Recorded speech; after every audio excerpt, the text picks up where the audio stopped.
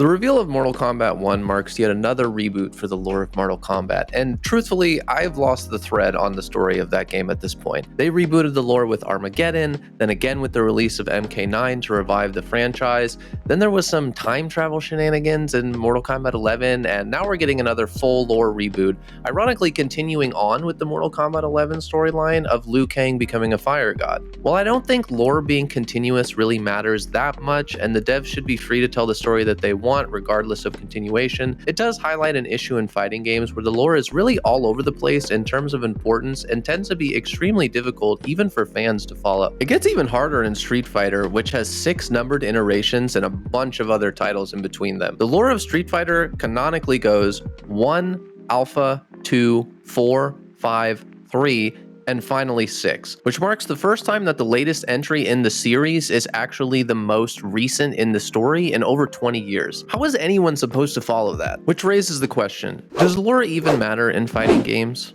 Well, it depends on the game, but I would argue yeah, it does. There are tons of genres of video games, but for simplicity, let's narrow it down to 2 types. Games where the gameplay facilitates the lore or the story, and games where the lore or the story is purely additive to the gameplay and not required. In a narrative-based game, the gameplay is usually a facilitator to the story of the game. When you're playing Last of Us, you're progressing through the game in order to find out what happens to the characters. You aren't just shooting zombies, you're shooting zombies because you want the characters to survive and move forward in the plot. When you're playing COD Zombies, you're just shooting zombies because it's fun. That's it. There's no deeper meaning behind it. But that doesn't detract from the enjoyment of the game. It's still a fun experience. Fighting games, I think, fall on the COD Zombie side of the axis here. It's completely possible to play and enjoy a fighting game without understanding anything about the story or the characters. You're not really playing ranked matches to see if Ken is going to get his family back. You're doing it because it's fun beating people up. But even though it's not needed, lore does matter, and it's the reason why games have it in the first place. Emotional connection to a character is important, and fighting games do everything they can to try to build that with the player. Ryu isn't just a nameless wanderer.